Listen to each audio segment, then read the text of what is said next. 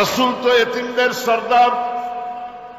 পৃথিবীর কোন এতিম যেন বলতে না পারে নবীজি আমার ব্যাপারে কি বলবেন, আমি তো এতিম মানুষ, আর তিনি আমার ব্যাপারে কিভাবে আমার দরদ বুঝবেন। নবীজিকে আল্লাহ পাক কেমন এতিম বানালেন, সমস্ত দুনিয়ার এতিমদের সর্দার বানালেন।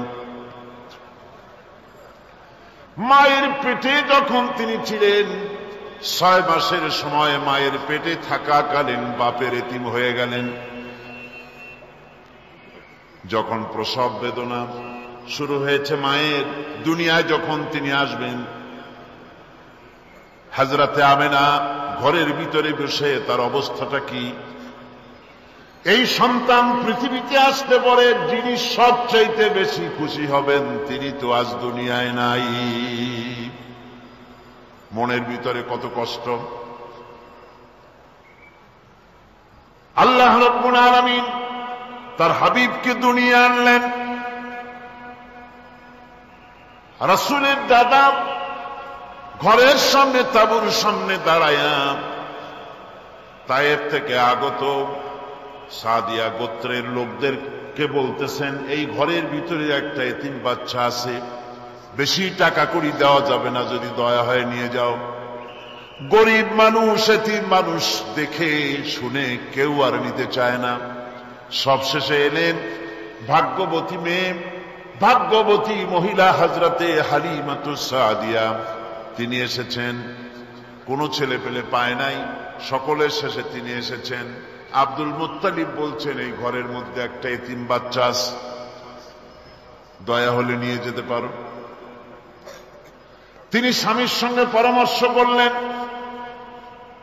এরপরে বললেন, যদি দেখতে অন্তত ভালো হয়, মন যদি ভালো লাগে নিয়ে যাব, একেবারে খালি হাতে ফিরে যাওয়ার চাইতে তো ভালো। হযরতে হালিমা বলেন, আমি ঘরের মধ্যে প্রবেশ করলাম, মা আমেনার কোল থেকে শিশু মুহাম্মদ সাল্লাল্লাহু আলাইহি ওয়াসাল্লামকে যখন আমি কোলে নিলাম, আমি হুজুরের চেহারার দিকে নজর করে দেখলাম, আমার কাছে মনে হলো যেন পূর্ণিমার চাঁদটা আমার কোলে ধরা দিয়েছে।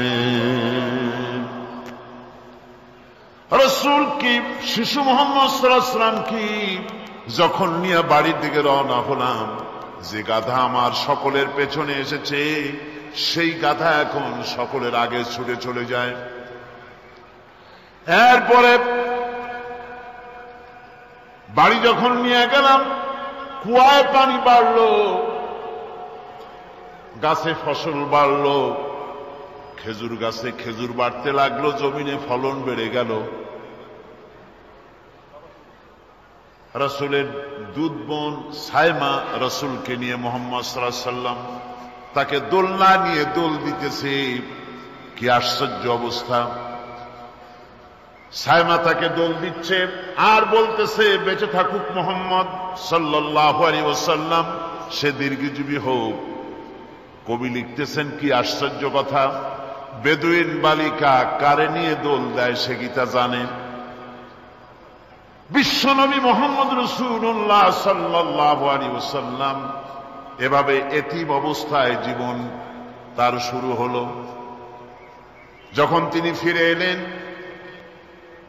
6 বছর বয়সের সময়, যখন মায়ের কাছে তিনি ফিরে এসেছেন, প্রতিদিন তিনি খেলা দেখতে যান ময়দানে। ইতিহাসের মধ্যে লেখা হয়েছে, মা প্রতিদিন সন্ধ্যার সময় তাকে ফিরে পান। আজকে সন্ধ্যা হয়ে গেছে, শিশু মুহাম্মদ সাল্লাল্লাহু আলাইহি ওয়াসাল্লাম বাড়ি ফেরেন না। কারণ কি? কেন বাড়ি ফেরে না?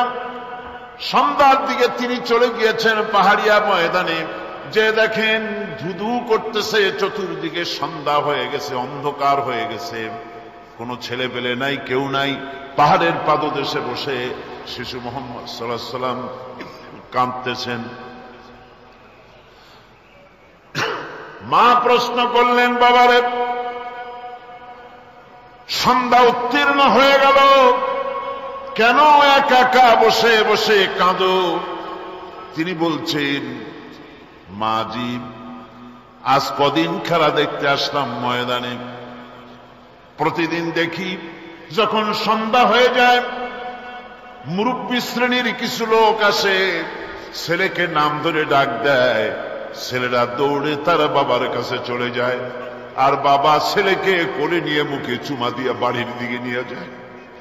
আমি আজ কদিন পর্যন্ত এই ময়দানে এলাম, কোনদিন সন্ধ্যাবেলায় তো কেউ এসে আমাকে মোহাম্মদ বলে একটা ডাক দিল না। আমার আব্বা কি নাই? আল্লাহ রাব্বুল আলামিন বলেন, আলাম ইয়াজিদকা ইয়াতীমান ফাআওয়া। এরকম এতিম অবস্থায় পেয়ে আমি কি আপনাকে আশ্রয় দেই নাই? আপনাকে আমি পেয়েছি এতিম অবস্থায়, এরপরে আমি আপনারে আশ্রয় দিলাম। ওয়া ওয়াজাদাকা দাল্লান ফাহাদা। এরপরে আমি আপনাকে পথ হারা পেলাম, আমি আপনাকে পথের দিশা দিয়া দিলাম। ওয়া ওয়াজাদাকা আইলান ফাআগনা।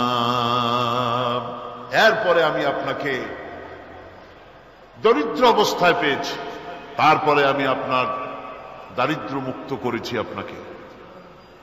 সুতরাং فأما اليتيم فلا تقهر وأما السائل فلا تنهر وأما بنعمة ربك فحدث। সুতরাং নবী, এতিমের প্রতি নির্মম ব্যবহার করো না, এতিমের প্রতি ভালো ব্যবহার করো, নির্মমতা দেখাইও না। আর ভিক্ষুককে ধমক দিও না, রূঢ়তা দেখিও না, আর আল্লাহর নিয়ামতের প্রশংসা করো। বহুত মানুষ আছে এতিমরে গলায় ধাক্কা দেয়। মানুষ যখন ভিক্ষা নিতে আসে, গরিব মানুষ ভিক্ষা চাইতে আসছে, ওই মেয়ে আত্মা হইতে জানো, দোয়া কুনুত জানো, বাড়ি যেয়ে কাজ করবা, এই সব আজে বাজে কথা বলিয়া ভিক্ষা দেয় না। সাইলকে ধমক দিতে রাসূল করিম সাল্লাল্লাহু আলাইহি ওয়াসাল্লাম নিষেধ করেছেন, সাইলকে ধমক দিও না। গাড়িতে বসে যাচ্ছেন সাহেব, ট্রাফিক মোড়ে যখন সিগন্যাল জ্বলল, গাড়িগুলি দাঁড়ায় গেল, ফকির এসেছে, হাত নাই পাও নাই, বুড়া মানুষ, একটা পয়সা বার করে না। আবার এই মানুষটি ওই ফকিরকে ধমক দিয়া বার করে দিল। এরপরে এই লোকটি যখন কোন মাজারের কাছে পৌঁছে গেল, 500 টাকার কড় করে নোটটা ফেলে দিল। বলেন টাকা দরকার কার? মরা মানুষের না জিন্দা মানুষের? কার দরকার? যার টাকা দরকার ছিল তারে দেওয়া হলো না, যার দরকার নাই তারে দেওয়া হলো। এরপরে লোকটা না খেয়ে যখন মারা গেল, পথের ফকির, রাস্তার ফকির, না খেয়ে মারা গেছে। এরপরে তার কাফনের কাপড় নাই, লোকটাকে রাস্তার উপরে শোয়া একটা ছেঁড়া কাপড় দিয়ে ঢেকে রেখেছে। বড় লোকেরা, সাহেবরা তখন গাড়ি দাঁড় করে আর 5টা টাকা 2টা টাকা করে তার লাশের উপরে মারতেছে। এটা মানবতার এর চাইতে লাঞ্ছনা, মানবতার জন্য এর চাইতে গঞ্জনা আর কিছুই হতে পারে না। মানবতার প্রতি লাঞ্ছনা এর থেকে আর দুর্গতি কি হতে পারে? বেঁচে থাকার সময় 1টা টাকা আপনি দিলেন না, মরে যাওয়ার পর বিদায় হয়েছে বালাই, এখন দেওয়া শুরু করেছে। আমার বন্ধুগণ, এই জন্য এতিমের প্রতি দরদ করার জন্য আল্লাহ পাক কোরআনের ভিতরে পরিষ্কার বলেছেন। রাসূল করিম সাল্লাল্লাহু আলাইহি ওয়াসাল্লাম নিজে এতিম ছিলেন, আর এতিমের প্রতি তার এত দরদ ছিল, একবার তিনি ঈদের দিনে ঈদের দিকে নামাজ পড়ার জন্য যাচ্ছেন, প্রতিমধ্যে দেখেন একটা বাচ্চা ছেলে কাঁদতেছে। এই রাস্তায় কত মানুষ গেল, কেউ দাঁড়ালো না থমকে, বাচ্চার ক্রন্দন কাউকে থামাইতে পারল না। কিন্তু বিশ্ব নবী, দয়ার নবী রাহমাতুল লিল আলামিন বাচ্চার কান্না দেখে পাও বাড়াতে পারলেন না। নবীজি দাঁড়ায় গেলেন, জিজ্ঞেস করেন, ও বাচ্চা, ঈদের দিনে কাঁদো কেন? ঈদের দিনে তো কাঁদতে নাই। বাচ্চা বলে, তোমার কাছে বলবো না, আমি সেই সকালবেলা থেকে বসে আছি, আমি যদি মক্কার আব্দুল্লাহর পুত্র মুহাম্মদ রাসূলুল্লাহ সাল্লাল্লাহু আলাইহি সাল্লামকে পাই, মনের দুঃখ তার কাছে বলবো। বিশ্ব নবী জমিনের উপরে বসে পড়লেন, বাচ্চারে কোলের উপরে উঠায় বলেন, বাচ্চা বলো কি তোমার দুঃখ? তুমি যার জন্য বসেছো আমি তো সেই এতিম নবী, কি বলতে চাও? বাচ্চা বলতেছেন, ইয়া রাসূলুল্লাহ, আমার বাবা মারা গেছে সেই ছোট্টবেলায়, একেবারেই তখন মায়ের পেট থেকে আমি আসার পর বাপ মরে গেল, আমার মা আর একজনের সঙ্গে বিয়ে বসেছে, সেই পুরুষটি আমারে দেখতে পারে না, আমার মা যদি আমারে কোলে করে এসে সহ্য করতে পারে না, আমারে চুমা খাইলে সহ্য করতে পারে না, আমারে খাবার দিলে মা মার খায়। আজ ঈদের দিনে রাতে আমার মা আমাকে বলল, বাবারে তোমার কপাল খারাপ, তোমার বাবা মারা গেছে, তোমাকে সাহায্য করার কেউ নাই, আমি তোমার যত্ন করতে পারলাম না, কোলে নিয়ে সুমাও দিতে পারি না, আমার এমনই কপাল খারাপ। সুতরাং এতিমের দরদ এতিম ছাড়ার কেউ বুঝবে না, তুমি আজ চলে যাও ওই রাস্তায়, ঈদের রাস্তায় দাঁড়ায় থাকো, মাঠের রাস্তার পাশে, বিশ্ব নবীর কাছে তোমার দুঃখ বলো, এতিমের দুঃখ তিনি বুঝবেন। আমি মায়ের কথা মতো এই জায়গায় এতক্ষণ বসে আছি, হুজুর আপনি দয়া করে, আমার কথা তো আপনার কাছে বললাম, আমার মনের এই দুঃখ।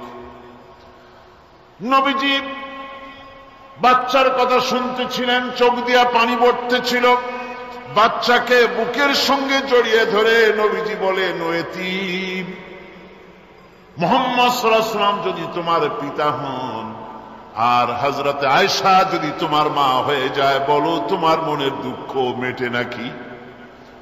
ছেলে ডুকরে কেঁদে উঠলো আর বলল, ইয়া রাসূলুল্লাহ, আপনি যদি আমার পিতা হন আর আয়েশা যদি আমার মা হয়ে যায়, এর থেকে বড় সৌভাগ্যের আমার তো আর কিছুই নাই। নবীজি এতিমকে বাড়ি নিয়ে গিয়ে হযরতে আয়েশার হাতে তুলে দিয়ে বললেন, আয়েশা রে, পবিত্র ঈদের দিনে আল্লাহ রব্বুল আলামিন তোমার জন্য একটা উপহার পাঠিয়েছেন, এটার যত্ন করো। এতিমের প্রতি দরদ রাখার জন্য আল্লাহ রব্বুল আলামিন বলেছেন, এতিম, মিসকিন, বিধবা, অসহায় লোক, তাদের প্রতি যাতে করে মুসলিম সমাজ লক্ষ্য রাখে, সেজন্য আল্লাহ পাক নির্দেশ করেছেন। বুখারী এবং মুসলিম শরীফের হাদিসে এসেছে, আস-সাই আলাল আরমালাত ওয়াল মিসকিন কাস-সাই ফি সাবিলিল্লাহ। বিধবাদের জন্য, মিসকিনের জন্য কেউ যদি কোনো উদ্যোগ গ্রহণ করে, কেউ কোনো সাহায্য দেয়, জিহাদের ময়দানে জিহাদ করে আল্লাহর রাস্তায় যে সওয়াব পাওয়া যায়, যে মর্যাদা পাওয়া যায় আল্লাহর কাছে, এতিম, মিসকিন, বিধবাকে সাহায্য করলে সেই সওয়াব আল্লাহ রাব্বুল আলামিন আমলনামায় দিয়ে দেন। আমাদের প্রিয় নবী এতিম মিসকিনদের খুবই ভালোবাসতেন, ভালোবাসতেন তার নিজের চাকর হযরত যায়েদ ও আনাস রাদিয়াল্লাহু তাআলা আনহুকে। সে সম্পর্কে এখন আলোচনা করা হচ্ছে। তার চরিত্রই প্রমাণ করেন, নবীদেরকে বায়নাত দেওয়া হয়েছে, এমন চরিত্র আচার আচরণ দেওয়া হয়েছে যাতে করে লোকেরা অভিভূত হয়ে যায়, আকৃষ্ট হয়ে যায়। হযরতে যায়েদ, তিনি তো কৃতদাস ছিলেন, হারায় গেলেন বাপ মা থেকে, আর এরপরে কুদরত তারে মুহাম্মদ সাল্লাল্লাহু আলাইহি ওয়াসাল্লামের ঘরে উঠায় দিল। তিনি তখন আল্লাহর নবী, তখন নবুয়তের দায়িত্ব পান নাই। যায়েদের পিতার কাছে খবর হয়ে গেল, যায়েদ আছে রাসূলের বাড়িতে, মুহাম্মদ সাল্লাল্লাহু আলাইহি ওয়াসাল্লামের বাড়ি। মক্কায় তারা এসে হুজুরের সঙ্গে দেখা করে বললেন, মুহাম্মদ সাল্লাল্লাহু আলাইহি ওয়াসাল্লাম, জানতে পেরেছি আপনার কাছেই আমাদের ছেলে যায়েদ আছে, মেহেরবানি করে তাকে আমাদেরকে ফিরায় দেন। হুজুর বলেন, যায়েদ যদি তোমাদেরকে চিনতে পারে আর যদি যেতে চায়, আমার পক্ষ থেকে কোনো আপত্তি নাই, অবশ্যই যাবে। তবে জায়েদ যদি যেতে না চায়, আমি এমন লোক নই যে কেউ আমার কাছে থাকতে চাইলে আমি জোর করে তাকে ঠেলেও দিতে পারি না, আমি তেমন লোক নই। পিতা বললেন, আপনি অবশ্যই যুক্তিপূর্ণ কথা বলেছেন। হযরতে জায়েদকে আনা হল। হুজুর বললেন, তুমি কি চেনো এদের কি? জায়েদ বললেন, চিনি, ইনি আমার বাবা, উনি আমার চাচা। জায়েদের পিতা বলেন, বাবারে বাড়ি চলো, তোমার মা কেঁদে কেঁদে হয়রান, চলো বাড়ি যাই, বাড়ি যা কিছু আছে সব তোমাকে ফিরিয়ে দেওয়া হবে। হযরতে জায়েদ বলতেছেন, পিতা বাড়িতে যা আছে তাই শুদ্ধ তামাম দুনিয়াটা যদি আমারে দেওয়া হয়, এই লোকটির কাছে থেকে যে ব্যবহার পেয়েছি আমি এই লোকের কদম ছেড়ে যেতে পারি না।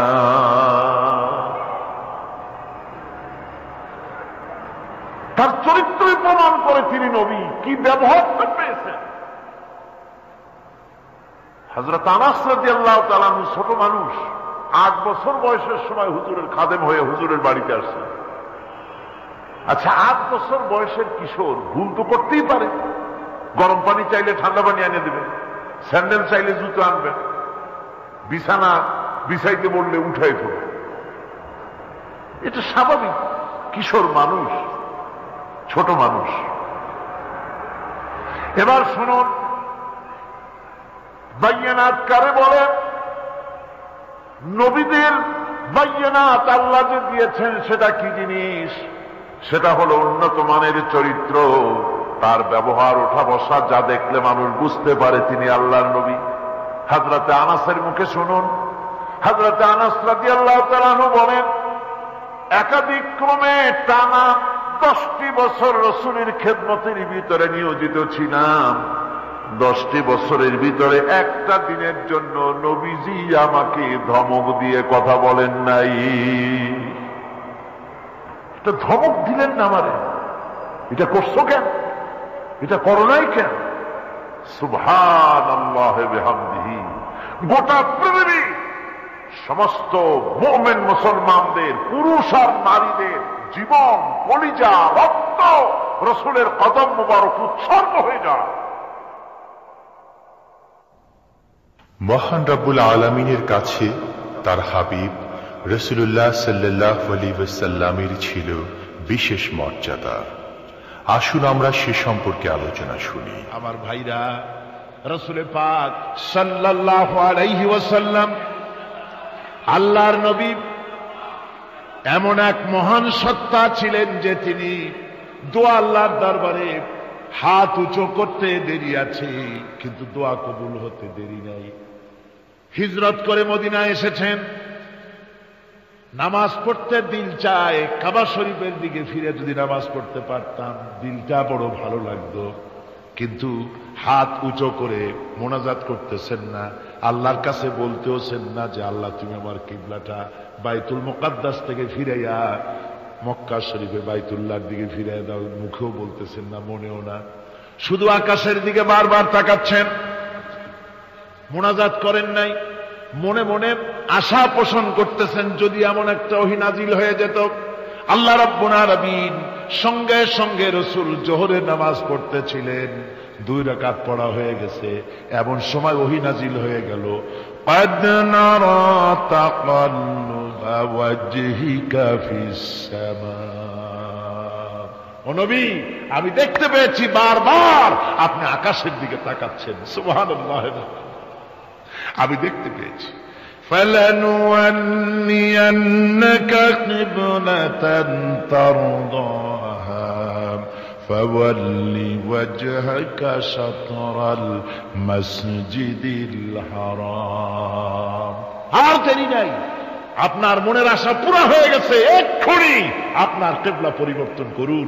হুজুর 2 রাকাত পড়েছিলেন বাইতুল মাকদাসের দিকে ফিরে, বাকি 2 রাকাত তিনি মক্কা শরীফের কাবা শরীফের দিকে ফিরলেন।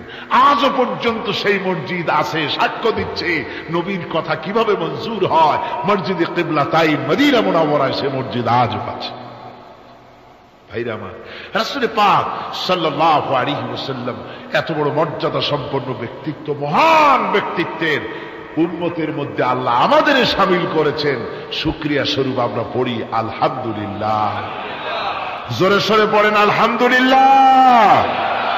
আমার ভাইয়েরা, মর্যাদা এত বেশি আল্লাহ রসুলকে আল্লাহ রাব্বুল আলামিন দান করেছেন।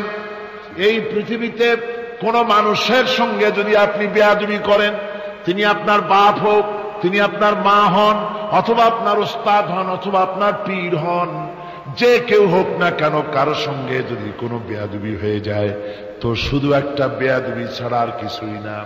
কিন্তু নবীজির সঙ্গে যদি কেউ বেয়াদবি করে, সেটা শুধু বেয়াদবি থাকে না, কুফরি হয়ে যায়। কি হয়ে যায়? কুফরি হয়ে যায়। রাসূলুল্লাহকে কেউ তাওহীন করলে, অসম্মান করলে, সমালোচনা করলে কাফের হয়ে যায়। যারা বলেন কি হয়ে যায়? কত বড় মর্যাদা!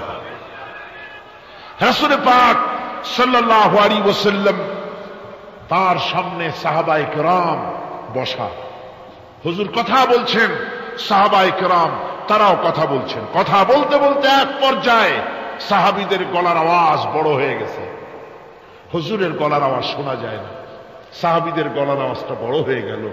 আল্লাহ রাব্বুল আলামিন এতটুকুর বরদাস্ত করলেন, আমার নবীর গলার আওয়াজের চাইতে তোমাদের আওয়াজ বড় হলো কেন? সঙ্গে সঙ্গে ওহী নাজিল হয়ে গেল। আল্লাহ রাব্বুল আলামিন বলেন, ইয়া আইয়ুহাল্লাযীনা আমানু লা তারফাউ আসওয়াতাকুম ফাওকা সাওতিন নবী। ও বিশ্বাসীরা, খবরদার, তোমরা যারা ঈমান এনেছো শোনো, তোমাদের গলার আওয়াজ যেন আমার নবীর গলার আওয়াজের চাইতে বড় না হয়ে যায়। যদি তা হয়, আনতাহবাতা আমালুকুম, জীবনের সমস্ত ভালো কাজগুলি আমি আল্লাহ বরবাদ করে দেব। আজ পর্যন্ত এই আয়াতে কারিমা রাসূল পাক সাল্লাল্লাহু আলাইহি ওয়াসাল্লামের রওজায়ে আতহারের সামনে সবুজ সাইনবোর্ডের উপরে সোনার অক্ষর দিয়ে এই আয়াতে কারিমা লেখা রয়েছে, সুবহানাল্লাহ। সর্বকালের, সর্বযুগের সর্বশ্রেষ্ঠ মহামানব, সর্বশ্রেষ্ঠ বিশ্বনবী, আল্লাহর পরে যার মর্যাদা, তিনি হচ্ছেন মুহাম্মদ রাসূলুল্লাহ সাল্লাল্লাহু আলাইহি ওয়াসাল্লাম। রাসূলুল্লাহ সাল্লাল্লাহু আলাইহি ওয়াসাল্লামের প্রতি মহান আল্লাহর ভালোবাসার অন্যতম নিদর্শন হচ্ছে মেরাজ। এর মাধ্যমে আল্লাহ রাব্বুল আলামিন তার বন্ধুকে নিজের সান্নিধ্যে নিয়েছিলেন। এখন আমরা শুনব সেই মেরাজের কাহিনী।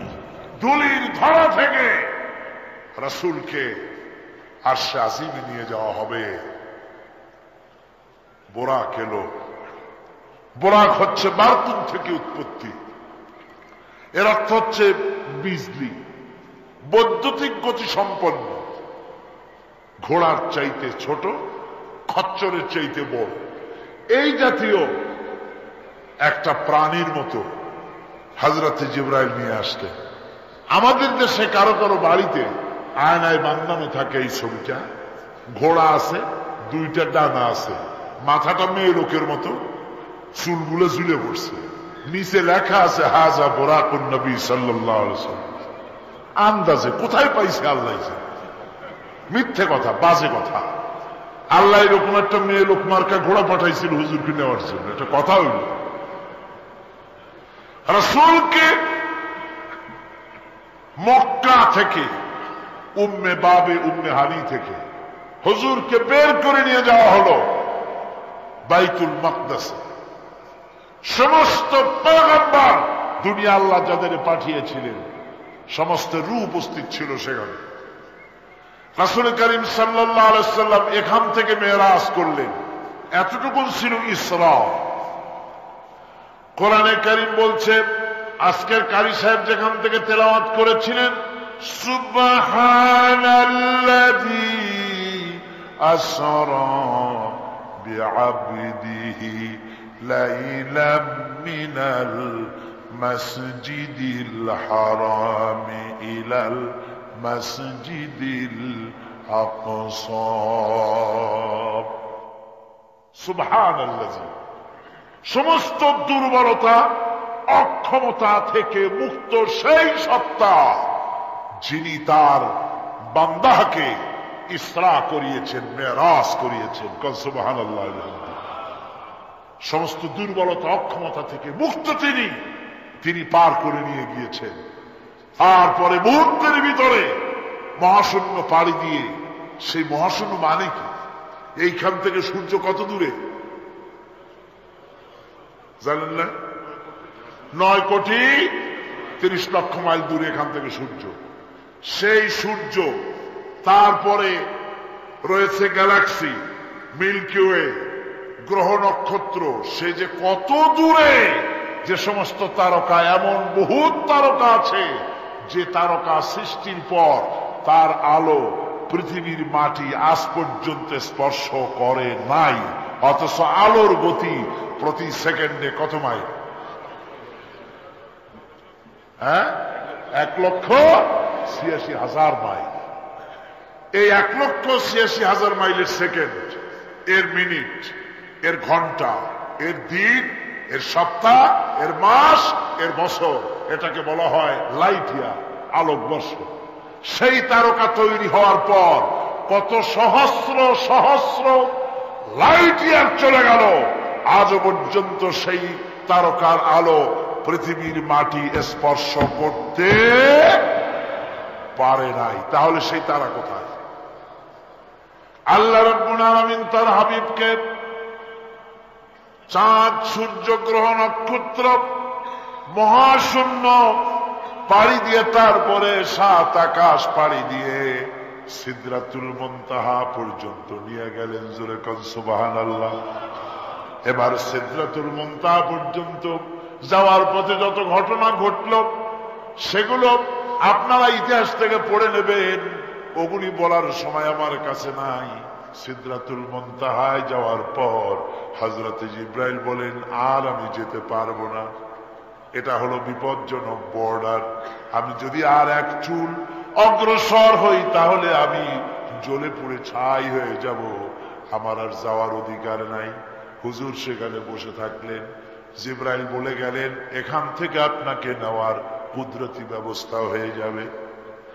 রাসূল দুনিয়ায় ফিরে এসে হযরত বেলালকে ডেকে বলেছিলেন, বেলাল গো, এমন কি আমল তুমি করো আমারে শোনাও। হযরত বেলাল বলেন, হুজুর আমার আমল তো সব আপনি জানেন। কয় না, কি করো শোনাও। বেলাল বলেন, হুজুর খাস আমলের মধ্যে এতটুকু আছে যে আমি কখনো বিনা উজুতে থাকি না, যখন উজু চলে যায় উজু করি, আর উজুর ইহতিমামের জন্য 2 রাকাত নফল নামাজ পড়ি।